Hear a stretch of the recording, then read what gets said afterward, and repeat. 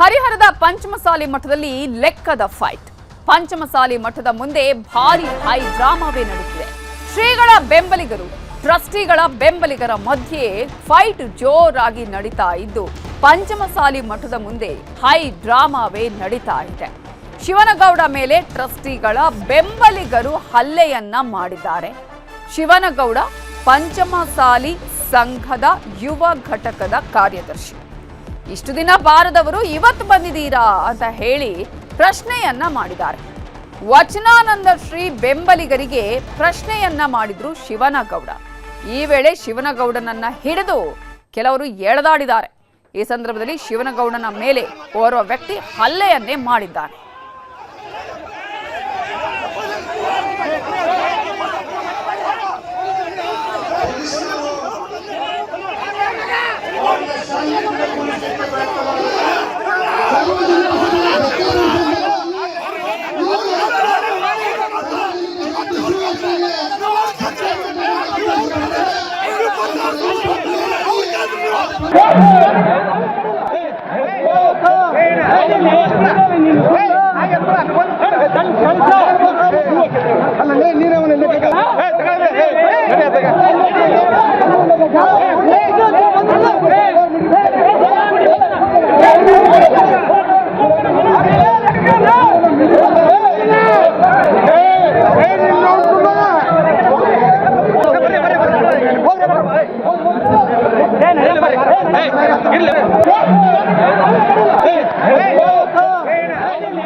ಹರಿಹರ ಪೀಠದಲ್ಲಿ ದೊಡ್ಡ ಮಟ್ಟದ ಗಲಾಟೆ ಆಗ್ತಾ ಇದೆ. ಮಠದಲ್ಲಿ ದೊಡ್ಡ ಹೈ ಡ್ರಾಮಾವೇ ನಡೀತಾ ಇದೆ. ಈಗಾಗಲೇ ಟ್ರಸ್ಟಿಗಳ ಪರವಾಗಿರುವಂಥವರು ಹಾಗೇನೆ ಶ್ರೀಗಳ ಪರವಾಗಿದ್ದವರ ನಡುವೆ ಹೊಡೆದಾಟ ಬಡದಾಟವೂ ನಡೆದಿದೆ. ಇದನ್ನ ಸರಿ ಮಾಡೋದಕ್ಕೆ ಇದೀಗ ಪೊಲೀಸರು ಹರಸಾಹಸ ಪಡಬೇಕಾಗಿದೆ. ಬೆಳಗ್ಗಿನಿಂದಲೂ ಕೂಡ ಇಂತಹ ಒಂದು ಘಟನೆ ಹೈ ಡ್ರಾಮಾ ನಡೀತಾ ಇರೋದನ್ನ ನಾವು ಗಮನಿಸ್ತಾ ಇದೀವಿ.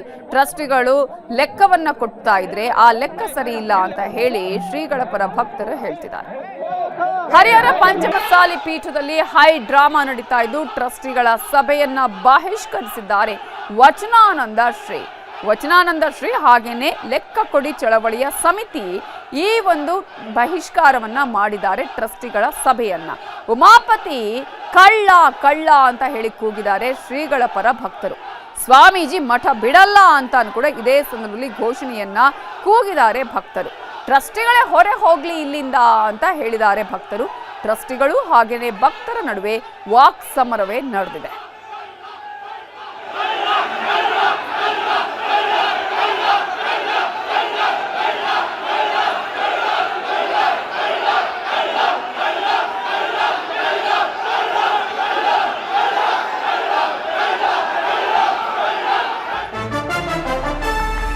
ಹರಿಹರದ ಪಂಚಮಸಾಲಿ ಮಠದಲ್ಲಿ ಲೆಕ್ಕದ ಫೈಟ್ ಬಹಳ ಜೋರಾಗಿ ನಡೀತಾ ಇದೆ. ಈಗಾಗಲೇ ಖರ್ಚು ವೆಚ್ಚಗಳ ಲೆಕ್ಕವನ್ನ ಟ್ರಸ್ಟಿಗಳು ಕೊಡ್ತಾ ಇದ್ರೆ ಟ್ರಸ್ಟಿಗಳು 2008ರಿಂದ 2026ರವರೆಗೂ ಕೂಡ ಈಗ ಲೆಕ್ಕ ಕೊಡ್ತಾ ಇದ್ದಾರೆ. ಲೆಕ್ಕವನ್ನ ಮಂಡನೆ ಮಾಡಿದ್ದಾರೆ ಪ್ರಧಾನ ಧರ್ಮದರ್ಶಿ ಆಗಿರುವಂತಹ ಉಮಾಪತಿ ಅವರು. 2008ರಿಂದ 2026ರಿಗೆ 18 ವರ್ಷಗಳಲ್ಲಿ ಏನೇನು ಆಯ್ತು ಅನ್ನುವ ವಿಚಾರ.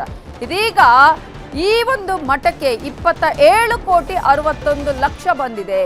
ಸರ್ಕಾರಿ ಅನುದಾನ ಸೇರಿ 27,61,00,000 ಬಂದಿದೆ. ಪ್ರತಿ ವರ್ಷ ನಾವು ಸರ್ಕಾರಕ್ಕೆ ಲೆಕ್ಕ ಕೊಡ್ತಿದ್ದೀವಿ. ಪ್ರತಿ ತಿಂಗಳು ಟ್ರಸ್ಟಿಗಳ ಸಭೆಯಲ್ಲಿ ಕೊಡ್ತೀವಿ. ಯಾವತ್ತು ಕೇಳಿದ್ರು ಕೂಡ ನಾವು ಲೆಕ್ಕವನ್ನ ಕೊಡೋದಿಕ್ಕೆ ರೆಡಿ ಇದ್ದೀವಿ ಅಂತ ಹೇಳಿ ಟ್ರಸ್ಟಿಗಳು ಹೇಳ್ತಿದ್ದಾರೆ. ಏಪ್ರಿಲ್ 11ರಂದು ಇದೇ ಲೆಕ್ಕವನ್ನ ತೆಗೆದುಕೊಂಡು ನಾನು ಬಂದಿದ್ದೆ. ಲೆಕ್ಕ ಕೊಡಿ ಚಳವಳಿ ಸಮಿತಿಯ ಅಧ್ಯಕ್ಷ ಪರಮೇಶ್ವರ್ ಗೌಡ, ಸಿರಿಗೆರೆ ನಾಗನಗೌಡ ಸೇರಿದಂತೆ ಹಲವರು ಕೇಳಿದ್ರು. ಅವರಿಗೂ ಲೆಕ್ಕ ಕೊಟ್ವಿ. ಎಲ್ಲ ಲೆಕ್ಕ ಪಡ್ಕೊಂಡು ಹೋದ್ರು. ನಾವು ಲೆಕ್ಕ ಕೊಡೋದಕ್ಕೆ ಹೆದರಲ್ಲ ಅಂತ ಪ್ರಧಾನ ಧರ್ಮದರ್ಶಿ ಉಮಾಪತಿ ಹೇಳಿಕೆಯನ್ನ ಕೊಟ್ಟಿದ್ದಾರೆ. ನಮ್ಮ ಒಂದು ಏನು ಸಮಾಜಕ್ಕೆ ಸರ್ಕಾರದಿಂದ ಮತ್ತು ಭಕ್ತರಿಂದ ಸಮಾಜ ಬಾಂಧವರಿಂದ ಮತ್ತು ದಾಸೋಹ ನಿಧಿ ಇಡ್ಲಿಕ್ಕೋಸ್ಕರ ಮಾಡಿದ ಒಟ್ಟು ಅಮೌಂಟು ನಮ್ಮಲ್ಲಿ ಸಂದಾಯವಾಗಿರೋದು 27,61,57,518 ರೂಪಾಯಿ ಜಮಾ ಆಗಿದೆ. ಇದು ಯಾರ್ಯಾರು ಕೊಟ್ಟಿದ್ದಾರೆ, ಯಾವ್ಯಾವ ಕೊಟ್ಟಿದ್ದಾರೆ, ಪ್ರತಿಯೊಂದು ಲೆಕ್ಕವನ್ನು ತಮ್ಮ ಮುಂದಿಡಲು ಸಂತೋಷದಿಂದ ವ್ಯಕ್ತಪಡಿಸ್ತಾ ಇದ್ದೀನಿ. ಇದು ನಮ್ಮ ಒಂದು ಟ್ರಸ್ಟ್, ಏನು ಪಂಚಮಸಾಲಿ ಟ್ರಸ್ಟ್ ಅನ್ನೋದು ಇದು ಚಾರಿಟಬಲ್ ಟ್ರಸ್ಟು. ಇದರ ಲೆಕ್ಕವನ್ನು ನಾವು ಯಾವಾಗಲೂ ಕೊಡಬೇಕಾಗಿದ್ದು ಪ್ರತಿ ವರ್ಷ ಸರ್ಕಾರಕ್ಕೆ ಕೊಡ್ತಾ ಇದ್ದೇವೆ ನಾವು ಲೆಕ್ಕನ. ಅದ್ರ ಜೊತೆಗೆ ಪ್ರತಿ ತಿಂಗಳು ನಮ್ಮ ಟ್ರಸ್ಟ್ ಮೀಟಿಂಗ್ನಲ್ಲಿ ನಮ್ಮ ಲೆಕ್ಕ ಕೊಡ್ತಾ ಇದ್ದೇವೆ. ಆದರೆ ಇದು ಸಾರ್ವಜನಿಕ ಕೊಡುವಂಥ ಪದ್ಧತಿ ಇಲ್ಲ. ಆದರೆ ಇದೇ ನಮ್ಮ ಕರ್ನಾಟಕ ವೀರಶೈವ ಲಿಂಗಾಯತ ಪಂಚಮಸಾಲಿ ಸಂಘ ಇದೆಯಲ್ಲ, ಅದು ಸಹಕಾರಿ ರಂಗದಲ್ಲಿದೆ. ಅದಕ್ಕೆ ಮೆಂಬರ್ಶಿಪ್ಗಳು ಇರ್ತಾರೆ. ಅದು ಪ್ರತಿ ಜನರಲ್ ಬಾಡಿಯಲ್ಲಿ ಅದು ಏನು ಕಲೆಕ್ಷನ್ ಆಗಿದೆ, ಅದು ಏನು ಲೆಕ್ಕಪತ್ರ ಜನರಲ್ ಬಾಡಿಯಲ್ಲಿ ಕೊಡಬೇಕಾಗುತ್ತೆ. ಆದರೆ ನಾವು ಈಗಾಗಲೇ ಲೆಕ್ಕ ಕೊಟ್ಟಿದ್ವಿ. ಇದು ಒಂದು ಲೆಕ್ಕ ಕೊಡಬೇಕು ಅಂತ ಏನು ಚಳವಳಿ, ಇದು ನಿಜವಾಗ್ಲೂ ಲೆಕ್ಕ ಚೆಕ್ ಕೊಡೋ ಚಳವಳಿ ಅಲ್ಲ. ಈ ಏನು ಸ್ವಾಮೀಜಿಯವರು ನಮ್ಮ ಸಮಾಜಕ್ಕೆ ಏನು ಅನ್ಯಾಯ ದ್ರೋಹ ಮಾಡಿದಾರಲ್ಲ, ಅದನ್ನು ಮರೆಮಾಚಕ್ಕೋಸ್ಕರ ಇದು ಹುಟ್ಟಾಕಿರೋದು ಅಂತ ಹೇಳಿದ್ರೆ ತಪ್ಪಾಗಲ್ಲ. 2021ರಲ್ಲಿ ಸರ್ಕಾರ ಮಠಕ್ಕೆ 10 ಕೋಟಿ ಕೊಟ್ಟಿದೆ. ಮಂಜೂರಾದಂತಹ ಹಣ ಬಳಕೆಯೇ ಮಾಡಿಲ್ಲ. ಆ ಹಣ ಎಲ್ಲಿ ಹೋಯ್ತು? ದಾಖಲೆಗಳನ್ನ ತೋರಿಸಿ ಪ್ರಶ್ನೆ ಮಾಡಿದ್ದಾರೆ ವಚನಾನಂದ ಶ್ರೀಗಳು. ಅನುದಾನ ಕೊಟ್ಟಂತಹ ಉದ್ದೇಶವೇ ಇಲ್ಲಿ ಈಡೇರಿಲ್ಲ. 2 ವರ್ಷಗಳಲ್ಲಿ ಈ ಹಣ ಬಳಕೆ ಆಗಬೇಕಾಗಿತ್ತು, ಸದ್ಬಳಕೆ ಮಾಡಬೇಕಾಗಿತ್ತು. ಆದರೆ ಯಾವುದನ್ನು ಟ್ರಸ್ಟಿಗಳು ಇಲ್ಲಿ ಫಾಲೋ ಮಾಡಿಲ್ಲ ಅನ್ನುವ ವಿಚಾರವನ್ನ ಇದೀಗ ವಚನಾನಂದ ಶ್ರೀ ದಾಖಲೆಗಳನ್ನ ತೋರಿಸಿ ಈ ಹಣ ಎಲ್ಲೋಯ್ತು ಅಂತ ಪ್ರಶ್ನೆ ಮಾಡಿದ್ದಾರೆ. ಈಗ ಸರ್ಕಾರ 10 ಕೋಟಿ ರೂಪಾಯಿ ಕೊಟ್ಟದ. ಎಲ್ಲಿ? ಮಠಕ್ಕೆ. ಎಲ್ಲಿ ಅದ?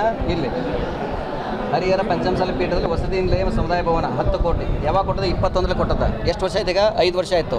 ಇಲ್ಲಿ ಏನು ನಿಬಂಧನೆಗಳಿದಾವು? ಜಿಲ್ಲಾಧಿಕಾರಿ ಹಿಂದುಳಿದ ವರ್ಗಗಳ ಕಲ್ಯಾಣ ಇಲಾಖೆ ದಾವಣಗೆರೆ ಮತ್ತು ಬಳ್ಳಾರಿ ಜಿಲ್ಲೆ ಇವರ ಹಣ ಬಳಕೆ ಪ್ರಮಾಣ ಪತ್ರವನ್ನು ಜಿಲ್ಲಾಧಿಕಾರಿಗಳು ದಾವಣಗೆರೆ ಮತ್ತು ಬಳ್ಳಾರಿ ಜಿಲ್ಲೆ ಮುಖಾಂತರ ಆಯುಕ್ತ ಅಂದರೆ ನಮ್ಮಕ್ಕೆ ಇನ್ನೊಂದು ಮಟ್ಟಕ್ಕೆ ಕೊಟ್ಟಿದ್ದಾರೆ. ಆವಾಗ ಇಲ್ಲಿ ನೋಡಿ, ಆಯುಕ್ತರು ಹಿಂದುಳಿದ ವರ್ಗ ಕಲ್ಯಾಣ ಇಲಾಖೆ ಬೆಂಗಳೂರು ಇವರ ಸಹಕಾರ ನೀಡಲು ಅನುದಾನವನ್ನು ಸದ್ಬಳಕೆ ಮಾಡಿರೋ ಬಗ್ಗೆ ಎಲ್ಲ ರೀತಿಯ ಅವಶ್ಯಕ ಕ್ರಮ ತೆಗೆದುಕೊಂಡಿಲ್ಲ. ಮಂಜೂರು ಮಾಡದ ಅನುದಾನ ಯಾವ ಉದ್ದೇಶಗಳಿಗೂ ನೀಡಲಾಗಿದೆಯೋ ಅದೇ ಉದ್ದೇಶಕ್ಕೆ ಬಳಸತಕ್ಕದ್ದು, ಯಾವುದೇ ಕಾರಣಕ್ಕೂ ಬೇರೆ ಉದ್ದೇಶಕ್ಕೆ ಬಳಸತಕ್ಕದ್ದಲ್ಲ. ಅನುದಾನವನ್ನೇ ಬಳಸಿಲ್ಲ. ಇಲ್ಲಿ ಕಟ್ಟಡ ಇಲ್ಲ. ಇಲ್ಲಿ ಅನುದಾನ ಕಟ್ಟಡ ಪ್ರತಿಗನುಗುಣವಾಗಿ ಹಂತ ಹಂತವಾಗಿ ಬಿಡುಗಡೆ ಮಾಡಿದ ಮೊತ್ತಕ್ಕೆ ಹಣ ಬಳಕೆ ಪ್ರಮಾಣ ಪತ್ರ ಸಲ್ಲಿಸಿದ ನಂತರ ಬಿಡುಗಡೆ ಮಾಡುವುದು. ಇನ್ನೊಂದು ಎಲ್ಲ ಇಂಪಾರ್ಟೆಂಟ್, ಮಂಜೂರಾದ ಅನುದಾನವನ್ನು 2 ವರ್ಷಗಳೊಳಗಾಗಿ ಕಾಮರಿಗೆ ವಿನಿಯೋಗಿಸದಿದ್ದಲ್ಲಿ ಸದರಿ ಅನುದಾನವನ್ನು ದಂಡ ಸಮೇತವಾಗಿ ಸರ್ಕಾರದ ಮುಟ್ಟುಗೋಲು ಹಾಕಿಕೊಳ್ಳುವುದು. ಸಂಬಂಧಪಟ್ಟ ಜಿಲ್ಲಾಧಿಕಾರಿಗಳು ಸರ್ಕಾರದ ಆದೇಶದಂತೆ ಸಂಘ ಸಂಸ್ಥೆ ಕೂಡಲೇ ಬಿಡುಗಡೆ ಮಾಡತಕ್ಕದ್ದು. ಅಂದರೆ ಇವ್ಯಾವೂ ಕೂಡ ಫಾಲೋ ಮಾಡಿಲ್ಲ. ಇದು ಪ್ರೂಫ್ ಇದೆ. ಅದು ತಮಗೆ ಬೇಕಾದ ಹಾಗೆ ಲೆಕ್ಕ ಕೊಟ್ರೆ ಅದನ್ನ ನಾನು ಒಪ್ಪಲ್ಲ. ನಮಗೆ ಕೃಷ್ಣನ ಲೆಕ್ಕ ಬೇಡ, ರಾಮನ ಲೆಕ್ಕ ಬೇಕು. ಹರಿಹರ ಪೀಠದಲ್ಲಿ ವಚನಾನಂದ ಸ್ವಾಮೀಜಿ ಹೇಳಿಕೆಯನ್ನ ಕೊಟ್ಟಿದ್ದಾರೆ. ಈಗ ಬೆಣ್ಣೆ ತಿಂದು ಬೇರೆಯವರ ಮೂತಿಗೆ ಒರೆಸಬಾರ್ದು. ತಪ್ಪು ಲೆಕ್ಕವನ್ನ ಒಪ್ಪೋದಿಲ್ಲ. ಪಾರದರ್ಶಕವಾಗಿ ಲೆಕ್ಕವನ್ನ ಕೊಡಬೇಕಿಲ್ಲಿ. ನಮ್ಮ ಭಕ್ತರು ಸೈನಿಕರಂತೆ ನಮ್ಮನ್ನ ಕಾಯೋದಿಕ್ ಬರ್ತಿದ್ದಾರೆ ಅಂತ ಹೇಳಿ ವಚನಾನಂದ ಶ್ರೀಗಳು ಈಗ ಹೇಳಿಕೆಯನ್ನ ಕೊಟ್ಟಿದ್ದಾರೆ. ತಪ್ಪು ಲೆಕ್ಕವನ್ನ ಕೊಡ್ತಾ ಇದ್ದಾರೆ. ಅಲ್ಲಿಂದ ಇಲ್ಲಿವರೆಗೂ ಭಕ್ತರು ಕೊಟ್ಟಂತಹ ದೇಣಿಗೆ ಆಗಿರ್ಬೋದು, ಸರ್ಕಾರ ಕೊಟ್ಟಂತಹ ಅನುದಾನ ಎಲ್ಲಿ ಹೋಯ್ತು ಅನ್ನುವ ಪ್ರಶ್ನೆಯನ್ನ ಮಾಡ್ತಾ ಇದ್ದಾರೆ. ಪಾರದರ್ಶಕ ಲೆಕ್ಕವನ್ನ ಕೊಡಿ, ತಪ್ಪು ಲೆಕ್ಕ ನಾವು ಒಪ್ಪಲ್ಲ ಅಂತ ಹೇಳಿದ್ದಾರೆ. ಇದು ನಮಗೆ ಅತ್ಯಂತ ಖುಷಿ ಕೊಟ್ಟ ದಿನ. ಇದು ಪಂಚಮಸಾಲಿ ಸಮುದಾಯ ಜಾಗೃತದ ದಿನ. ಇದು ತಮಗೆ ಬೇಕಾದಂಗೆ ಲೆಕ್ಕ ಕೊಟ್ಟು ಹೋಗಕ್ಕೆ ಬಂದಾರ ಅವ್ರ. ಇದನ್ನು ಸಮಾಜ ಒಪ್ಪೋದಿಲ್ಲ. ಅದಕ್ಕೆ ಹೋರಾಟ ಸಮಿತಿ ಅಧ್ಯಕ್ಷರಿರುವಂತಹ ನಮ್ಮ ಪರಮೇಶ್ ಗೌಡ್ರು ಹೊಳಸಿರಿಗೇರಿಯವರು, ನಮ್ಮ ಅಡ್ಮಿನಿಸ್ಟ್ರೇಟ್ರು ಮತ್ತು ನಮ್ಮ ಸಮಾಜದ ಎಲ್ಲ ಹಿರಿಯರು ಲೆಕ್ಕ ಕೊಡಬೇಕಾದ್ರೆ ಇದು ಆಡಿಟ್ ಮಾಡಿ ಕೃಷ್ಣನ ಲೆಕ್ಕ ಕೊಡೋದಲ್ಲ, ರಾಮನ ಲೆಕ್ಕ ಬೇಕಾಗಿದೆ. ತಾವು ಮೊಸರು ತಿಂದು 200 ವರ್ಷಕ್ಕೆ ಹೊಂಟಿದ್ರು ಅವರು. ಕಳೆದ 23 ವರ್ಷದಿಂದ ಉಚ್ಚಾಟಿತ ಪ್ರಧಾನಮಂತ್ರಿ ತನ್ನ ಮನೆಯಲ್ಲಿ ನಮ್ಮ ಮಹಾಂತಜರ ಫೋಟೋ ಇಟ್ಕೊಂಡಿಲ್ಲ. ಆತ ಬಸವಣ್ಣವರ ಫೋಟೋ ಹಾಕದ ಹಾಗೇನೆ ಮತ್ತು ಸಾಕಷ್ಟು ಅವ್ಯವಹಾರಗಳನ್ನ ಮಾಡಿದ್ದು ಜಾಹೀರಾಗಿದೆ. ಆ ಹಿನ್ನೆಲೆಯಲ್ಲಿ ನಾವು ನಮ್ಮ ಭಕ್ತರು ಏನು ಕೇಳ್ತಾ ಇದ್ದಾರೆ, ಲೆಕ್ಕ ಕೊಡಿ ಅಂತ, ಪಾರದರ್ಶಕವಾಗಿರಬೇಕು ಅಂತ. ಸರ್ಕಾರದ ಬಂದಂತಹ ಹಣ 2008ನೇ ಇಸ್ವಿಯಿಂದ ಇಲ್ಲಿವರೆಗೆ ಏನೇನೋ ಬಂದಿದೆ ಅನ್ನೋದನ್ನು ನಮ್ಮ ಒಬ್ಬ ಟ್ರಸ್ಟಿನೇ ಹೇಳಿದ್ದಾರೆ. ಅವ್ರದ್ದೆಲ್ಲ ಪಿನ್ ಟು ಪಿನ್ ಅವರೆಲ್ಲ ಒಂದೊಂದನ್ನು ಬಯಲು ಮಾಡಿದ್ದಾರೆ ಅವರು. ಅದು ರೆಕಾರ್ಡ್ ಆಗಿದೆ. ಅದು ರೆಕಾರ್ಡ್ ಆದ ಮೇಲೆ ಇನ್ನೆಲ್ಲಿ ನಮ್ಮದು ಬಟಾ ಬಯಲಾಗತ್ತೆ ಅಂತೇಳಿ ಅದನ್ನು ಕದ್ಕೊಂಡು ಹೋದ್ರು ಅವರು. ಇವತ್ತು ನಮ್ಮ ಡಾಕ್ಟರ್ ರಾಜ್ಕುಮಾರ್ ಅವರು ಬಂದ ಮೇಲೆ, ಜೊತೆಗೆ ಎಲ್ಲಕ್ಕಿಂತ ಮುಖ್ಯವಾಗಿ ನಮ್ಮ ಡಾಕ್ಟರ್ ಮಹಾಂತ ಶಿವಾಚಾರ್ಯ ಮಹಾಸ್ವಾಮಿಗಳಿಗೆ ಎಷ್ಟೆಲ್ಲ ಕಿರುಕುಳ ಕೊಟ್ಟಿದ್ದಾರೆ, ಎಷ್ಟೆಲ್ಲ ನೋವುಗಳು ಕೊಟ್ಟಿದ್ದಾರೆ, ಅದನ್ನು ಅವರು ಡೈರಿಯಲ್ಲಿ ಬರೆದಿದ್ದಾರೆ. 2011ರಲ್ಲೇ ಅವರಿಗೆ ಸಾಕಷ್ಟು ನೋವನ್ನು ಕೊಟ್ಟಿದ್ದಾರೆ. ಇವರನ್ನು ಉಚ್ಚಾಟನೆ ಮಾಡದೇ ಸಮಾಜ ಉದ್ಧಾರ ಆಗೋದಿಲ್ಲ ಅಂತ ಹೇಳಿದ್ದಾರೆ. ಅವಾಗನೇ ಅತ್ಯಂತ ನೋವಿನಿಂದ, ಅತ್ಯಂತ ದುಃಖದಿಂದ ಅವರ ಕಣ್ಣಲ್ಲಿ ನೀರು ಬಂದಿಲ್ಲ, ಕಣ್ಣಲ್ಲಿ ರಕ್ತ ತರಿಸಿದ್ದಾರೆ ಇವರು. ಅಷ್ಟೊಂದು ಮಾನಸಿಕವಾಗಿ ಕಿರುಕುಳ ಕೊಟ್ಟು ನಮ್ಮ ಮಹಾಂತಜರ ಲಿಂಗೈಕ್ಯ ಆಗಿದ್ದನ್ನು ಸಂಭ್ರಮಪಟ್ಟರು. ಮಠದ ಟ್ರಸ್ಟಿ ಬಿಸಿ ಉಮಾಪತಿಗೆ ಇದೀಗ ಕೇಂದ್ರ ಸಚಿವ ವಿ ಸೋಮಣ್ಣ ಫೋನ್ ಮಾಡಿದ್ದಾರೆ. ಉಮಾಪತಿಗೆ ಕೇಂದ್ರ ಸಚಿವ ಸೋಮಣ್ಣ ಕಾಲ್ ಮಾಡಿ ಗಲಾಟೆ ಗದ್ದಲ ಮಾಡ್ಕೋಬೇಡಿ ಅಂತ ಹೇಳಿ ಸೂಚನೆಯನ್ನ ಕೊಟ್ಟಿದ್ದಾರೆ. ಸೋಮಣ್ಣ ಕರೆ ಮಾಡಿರೋದ್ರ ಬಗ್ಗೆ ಉಮಾಪತಿ ರಿಯಾಕ್ಷನ್ ಕೊಟ್ಟಿದ್ದು, ಶ್ರೀಗಳನ್ನ ಗೌರವಯುತವಾಗಿ ಕಳುಹಿಸಬೇಕು ಅಂತ ಇದ್ದೇನೆ. ನಿಮ್ಮ ಹಾಗೂ ಮುರುಗೇಶ್ ನಿರಾಣಿಯವರ ಮಾತು ಕೇಳಿ ಸುಮ್ಮನಾದೆ. ನನ್ನ ಮರ್ಯಾದೆ ಕಳೆದ್ರೆ ನಾನೇನು ಎಲೆಕ್ಷನ್ಗೆ ನಿಲ್ಲಲ್ಲ, ನಾನು ಯಾರಿಗೂ ಹೆದರಲ್ಲ, ಧನ್ಯವಾದ ಅಂತ ಹೇಳಿ ಭಾಷಣ ಮಾಡ್ತಿದ್ದೀನಿ ಅಂತ ಹೇಳಿ ಕೇಂದ್ರ ಸಚಿವ ವಿ ಸೋಮಣ್ಣಗೆ ಬಿಸಿ ಉಮಾಪತಿ ಹೇಳಿಕೆಯನ್ನ ಕೊಟ್ಟರು.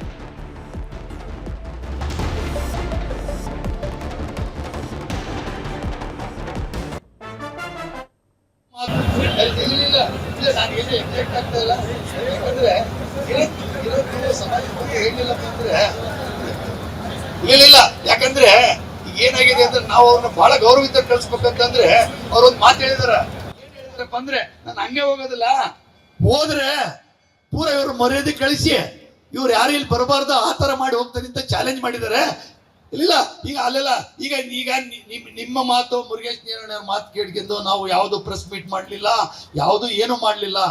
ಆದ್ರೆ ಅವರು ಯಾವ ರೀತಿ ಬರೀ ನನ್ನ ಒಂದು ಸಮಾಜ ನನ್ನೊಬ್ಬನ ಮರ್ಯಾದೆ ಕಳೆದ್ರೆ ನಾನೇನು ಯಾರಿಗೂ ಎಲೆಕ್ಷನ್ ನಿಂತ್ಕೊಂಡು ಕೈ ಮುಗಿಯಂಗಿಲ್ಲ. ಆದ್ರೆ ಸಮಾಜದ ಮರ್ಯಾದೆ ಹೋಗಬಾರ್ದು ಅಂತ ನಾನು ಇವತ್ತು ಇದು ಮಾಡ್ತಾ ಇದ್ದೀನಿ. ದಯವಿಟ್ಟು ಅಲ್ಲ ನಾ ಮಾಡಿ ಇಲ್ಲ ಇಲ್ಲ ಇಲ್ಲ ಇಲ್ಲ ಇಲ್ಲ ಇಲ್ಲ ಮನಸ್ಸನ್ನ ಬೇಜಾರು ಮಾಡ್ಕೊಂತ ಇಲ್ಲ.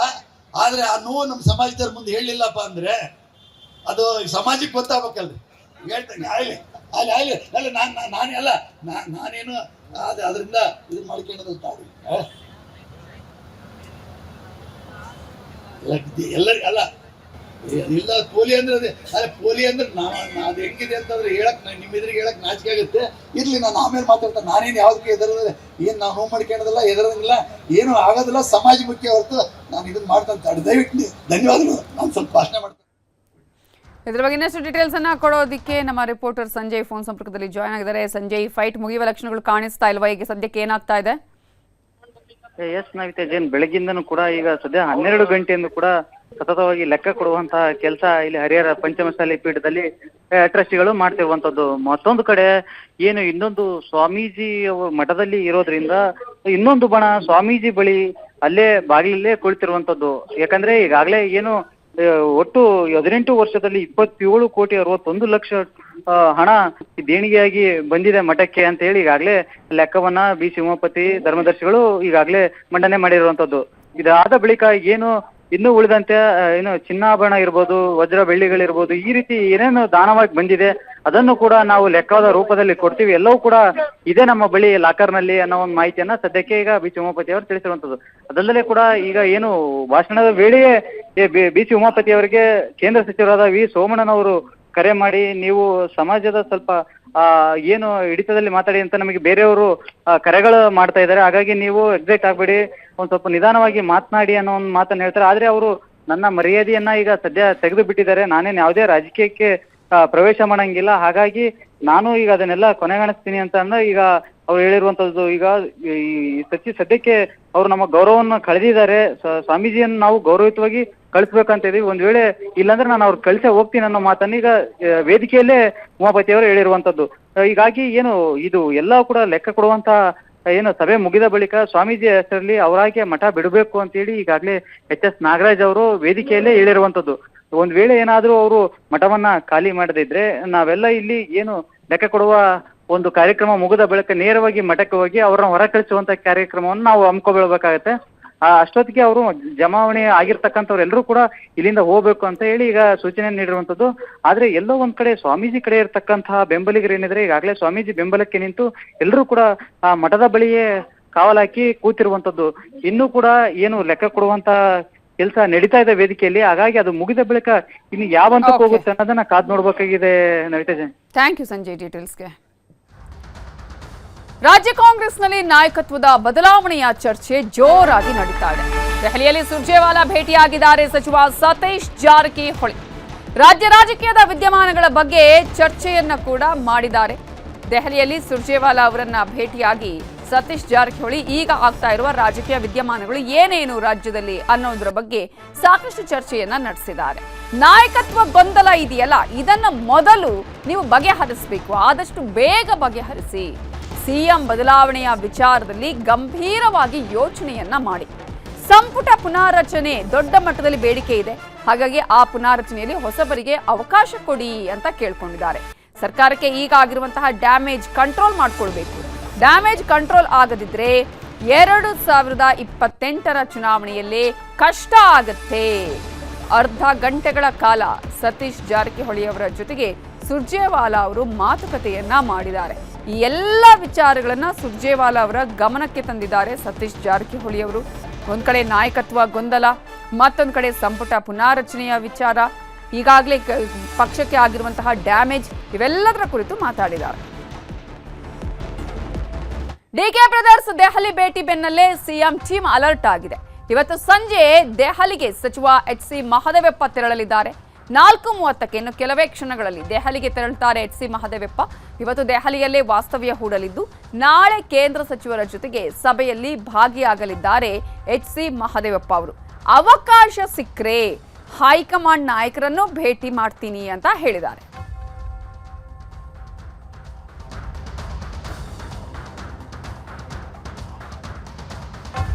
ಇದೇ ವಿಚಾರಕ್ಕೆ ಸಂಬಂಧಪಟ್ಟ ಹಾಗೆ ಇನ್ನಷ್ಟು ಡೀಟೇಲ್ಸ್ ಅನ್ನ ಕೊಡೋದಕ್ಕೆ ನಮ್ಮ ರಿಪೋರ್ಟರ್ ಹೆಬ್ಬಾಕ ತಿಮ್ಮೇಗೌಡರು ಈಗ ನೇರ ಸಂಪರ್ಕದಲ್ಲಿ ಜಾಯ್ನ್ ಆಗಿದ್ದಾರೆ.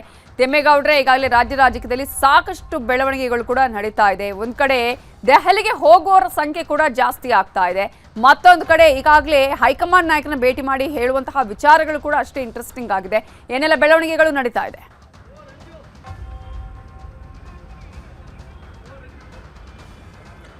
ನವಿತಾ ಜೈನ್, ಭಾಳ ಮುಖ್ಯವಾಗಿ ನಾಯಕತ್ವ ಬಿಕ್ಕಟ್ಟು ದಿನೇ ದಿನೇ ಹೆಚ್ಚಾಗ್ತಾ ಇದೆ. ರಾಜ್ಯ ಕಾಂಗ್ರೆಸ್ನಲ್ಲಿ ಆಂತರಿಕ ಬೆಳವಣಿಗೆಗಳು ಒಂದು ರೀತಿ ಗರಿಗೆದರಿರುವಂಥದ್ದು. ಎಸ್ಪೆಷಲಿ CM ಆಪ್ತ ವಲಯದಲ್ಲಿ ಗುರುತಿಸ್ಕೊಂಡಿರ್ತಕ್ಕಂಥ ಲೋಕೋಪಯೋಗಿ ಸಚಿವ ಸತೀಶ್ ಜಾರಕಿಹೊಳಿ ಅವರು ನಿನ್ನೆ ಸಂಜೆ ನವದೆಹಲಿಗೆ ಪ್ರವಾಸವನ್ನು ಕೈಗೊಂಡಿರುವಂಥದ್ದು ನಾನಾ ವ್ಯಾಖ್ಯಾನಗಳು ಮತ್ತು ಕುತೂಹಲಕ್ಕೂ ಕೂಡ ಕಾರಣವಾಗಿತ್ತು. ಯಾಕಂತ ಹೇಳಿದ್ರೆ DCM DK ಶಿವಕುಮಾರ್ ಅವರ DK ಶಿವಕುಮಾರ್ ಮತ್ತು ಅವರ ಸಹೋದರ DK ಸುರೇಶ್ ಅವರು ಕಳೆದ 3-4 ದಿನಗಳಿಂದಲೂ ಕೂಡ ನವದೆಹಲಿಯಲ್ಲೇ ಕುಳಿತು ನಾಯಕತ್ವ ಬಿಕ್ಕಟ್ಟಿಗೆ ಸಂಬಂಧಪಟ್ಟಂತೆ ಹೈಕಮಾಂಡ್ ಮೇಲೆ ಒತ್ತಡ ಇರುವಂಥ ಒಂದು ಪ್ರಯತ್ನವನ್ನು ಮಾಡಿದ್ರು. ಈ ಬೆನ್ನಲ್ಲೇ ಇದೀಗ ಸಚಿವ ಸತೀಶ್ ಜಾರಕಿಹೊಳಿ ಮತ್ತು ಸಮಾಜ ಕಲ್ಯಾಣ ಇಲಾಖೆ ಸಚಿವ ಡಾಕ್ಟರ್ HC ಮಹದೇವಪ್ಪನವರು ನವದೆಹಲಿ ಪ್ರವಾಸವನ್ನು ಕೈಗೊಂಡಿರ್ತಕ್ಕಂಥದ್ದು ಇದೀಗ ಭಾರಿ ಕುತೂಹಲಕ್ಕೂ ಕೂಡ ಕಾರಣವಾಗಿರ್ತಕ್ಕಂಥದ್ದು. ಎಸ್ಪೆಷಲಿ ನಿನ್ನೆ ನವದೆಹಲಿಗೆ ತೆರಳಿರುವಂಥ ಸತೀಶ್ ಜಾರಕಿಹೊಳಿ ರವರು ಇಂದು ಮಧ್ಯಾಹ್ನ ರಾಜ್ಯ ಕಾಂಗ್ರೆಸ್ ಉಸ್ತುವಾರಿ ರಣದೀಪ್ ಸಿಂಗ್ ಸುರ್ಜೇವಾಲಾ ಅವ್ರನ್ನ ಭೇಟಿ ಮಾಡಿರ್ತಕ್ಕಂಥದ್ದು. ತಾಲ್ಕಟೋರಾ ರಸ್ತೆಯಲ್ಲಿರ್ತಕ್ಕಂಥ ಸುರ್ಜೇವಾಲಾ ನಿವಾಸದಲ್ಲಿ ಭೇಟಿಯಾಗಿರ್ತಕ್ಕಂಥ ಸಚಿವ ಸತೀಶ್ ಜಾರಕಿಹೊಳಿ ಅವರು ಸುಮಾರು ಅರ್ಧ ಗಂಟೆಗೂ ಹೆಚ್ಚು ಕಾಲ ರಾಜ್ಯ ರಾಜಕೀಯ ವಿದ್ಯಮಾನಗಳ ಬಗ್ಗೆ ಚರ್ಚೆಯನ್ನು ನಡೆಸಿರುವಂಥದ್ದು. ಎಸ್ಪೆಷಲಿ ನಾಯಕತ್ವ ಬಿಕ್ಕಟ್ಟಿನಿಂದ ಎದುರಾಗಿರ್ತಕ್ಕಂಥ ಒಂದು ಗೊಂದಲ ಮತ್ತು ಸಚಿವ ಸಂಪುಟ ಪುನರ್ರಚನೆ, ಮತ್ತೊಂದು ಕಡೆಯಾಗಿ KPCC ಅಧ್ಯಕ್ಷರ ಬದಲಾವಣೆ ಕುರಿತಂತೆ ಏನು ಸುಮಾರು ಅರ್ಧ ಗಂಟೆಗಳ ಕಾಲ ಚರ್ಚೆಯನ್ನು ನಡೆಸಿರ್ತಕ್ಕಂಥದ್ದು. ನಾಯಕತ್ವ ಗೊಂದಲ ವಿಚಾರದಲ್ಲಿ ಆದಷ್ಟು ಬೇಗ ಈ ಒಂದು ಗೊಂದಲಕ್ಕೆ ತೆರೆಯನ್ನು ಎಳಿಬೇಕು. ಇಲ್ಲದೇ ಇದ್ದರೆ ಪಕ್ಷಕ್ಕಾಗಿರ್ತಕ್ಕಂಥ ಡ್ಯಾಮೇಜನ್ನು ಕಂಟ್ರೋಲ್ ಮಾಡ್ಕೊಳ್ಳೋದಕ್ಕೆ ಸಾಧ್ಯವಿಲ್ಲ. ಯಾಕಂತ ಹೇಳಿದ್ರೆ 2028 ಚುನಾವಣೆಗೆ ನಾವೇನಾದರೂ ಸಮರ್ಥವಾಗಿ ನಿಭಾಯಿಸಬೇಕು, ಸಮರ್ಥವಾಗಿ ಒಂದು ಚುನಾವಣೆಯನ್ನು ಎದುರಿಸಬೇಕು ಅಂದರೆ ಈಗಾಗಿರ್ತಕ್ಕಂಥ ಡ್ಯಾಮೇಜನ್ನು ಕಂಟ್ರೋಲ್ ಮಾಡಬೇಕು. ಮತ್ತೊಂದು ಕಡೆಗೆ ನಾಯಕತ್ವ ಬಿಕ್ಕಟ್ಟಿನಿಂದಾಗಿ ಆಡಳಿತಾತ್ಮಕವಾಗಿ ಪರಿಣಾಮ ಬೀರಿದೆ, ಅದಕ್ಕೆ ತೆರೆಯನ್ನು ಎಳಿಬೇಕು. CM ಬದಲಾವಣೆ ಮಾಡ್ತೀರಾ ಮಾಡಿ, ಇಲ್ಲೋ CM ಬದಲಾವಣೆ ಮಾಡಲ್ಲ ಅಂತೇಳಿ. ಆದರೆ ಅಡ್ಡಗೋಡು ಮೇಲೆ ದೀಪ ಇಟ್ಟಂತೆ ಮಾತನಾಡ್ತಾ ಇರ್ತಕ್ಕಂಥ ಹಿನ್ನೆಲೆಯಲ್ಲಿ ಸಹಜವಾಗಿ ಒಂದಷ್ಟು ಆತಂಕಗಳು, ಮತ್ತೊಂದು ಕಡೆಯಾಗಿ ಒಂದಷ್ಟು ಗೊಂದಲಗಳು ಏರ್ಪಟ್ಟು ಅದು ಆಡಳಿತಾತ್ಮಕವಾಗಿ ಮತ್ತು ಪಕ್ಷ ಸಂಘಟನೆಯಲ್ಲೂ ಕೂಡ ಒಂದು ರೀತಿ ಎಫೆಕ್ಟಿವ್ ಆಗಿರ್ತಕ್ಕಂಥದ್ದು. ಅಪ್ಪ ಅಮ್ಮ ಜಗಳದಲ್ಲಿ ಕೂಸು ಬಡವಾಯಿತು ಎನ್ನುವಂತೆ ಕಾರ್ಯಕರ್ತರಿಗೆ ಇದೀಗ ನಿಗಮ ಮಂಡಳಿಗಳಲ್ಲಿ ನಿರ್ದೇಶಕ ಮತ್ತು ಸದಸ್ಯ ಸ್ಥಾನದ ಅವಕಾಶವೂ ಕೂಡ ಸಿಕ್ಕಿಲ್ಲ. ಮತ್ತೊಂದು ಕಡೆಯಾಗಿ ಪಕ್ಷ ಸಂಘಟನೆಗೂ ಕೂಡ ಸಾಕಷ್ಟು ಡ್ಯಾಮೇಜ್ ಆಗ್ತಾ ಇದೆ.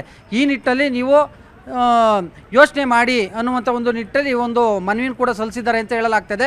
ಇನ್ನೇನು ಕೆಲವೇ ಕ್ಷಣಗಳಲ್ಲಿ ಡಾಕ್ಟರ್ HC ಮಹದೇವಪ್ಪನವರು ಕೂಡ ನವದೆಹಲಿಯತ್ತ ತೆರಳಲಿದ್ದಾರೆ. ಮಹದೇವಪ್ಪನವರು ಕೂಡ ಕೆಲ ಹಿರಿಯ ನಾಯಕರನ್ನ ಭೇಟಿ ಮಾಡುವಂಥ ಒಂದು ಸಾಧ್ಯತೆಗಳಿದ್ದಾವೆ. ಈ ಮೂಲಕವಾಗಿ DK ಬ್ರದರ್ಸ್ಗೆ ಪ್ರತಿತಂತ್ರವಾಗಿ ಇದೀಗ CM ಬಣ ಎಲ್ಲೋ ಒಂದು ಕಡೆಗೆ ಮತ್ತಷ್ಟು ಆಕ್ಟಿವ್ ಆಯ್ತಾ ಅನ್ನುವಂಥ ಒಂದು ಚರ್ಚೆ ರಾಜ್ಯ ರಾಜಕಾರಣದಲ್ಲಿ ಕೇಳಿ ಬರ್ತಾ ಇದೆ. Navita Jain, thank you ತಿಮ್ಮೇಗೌಡ್ರೆ.